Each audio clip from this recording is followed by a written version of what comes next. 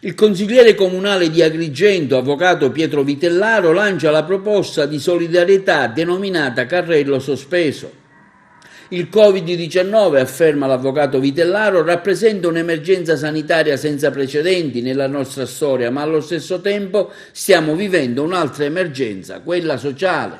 Creiamo tutti insieme col passaparola l'iniziativa del carrello sospeso. Vi chiederete in cosa consiste? Semplicissimo, capita a tutti noi di andare a fare la spesa al supermercato, giusto? Basta comprare un pacco di pasta, una passata di pomodoro, una busta di latte in più, alimenti insomma di prima necessità, lasciarla al supermercato, sarà compito loro metterla da parte.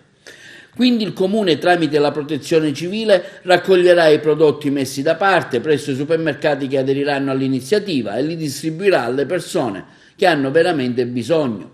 E sono tante. In questo modo, afferma l'avvocato Vitellaro, facciamo solidarietà in assoluta sicurezza. L'iniziativa è stata anche condivisa e fatta sua dal sindaco della nostra città.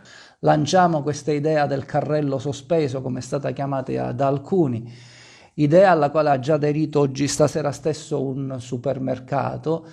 So che aderiranno, mi auguro, domani li chiamerò tutti personalmente, i supermercati, affinché possano aderire a questa iniziativa. Si tratta di questo, così come si faceva col caffè sospeso nel napoletano.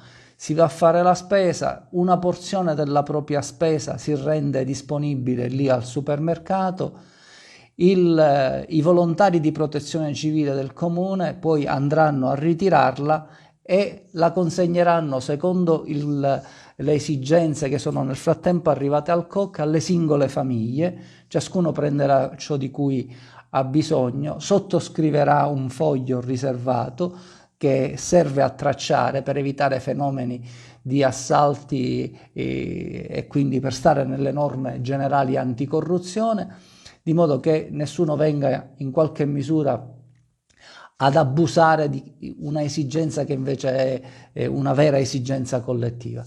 Ecco, questa sera per esempio ha dato adesione il Conad del centro commerciale di Agrigento, ringrazio la direzione del Conad e mi auguro e spero che lo possano fare tutti gli esercizi commerciali di Agrigento.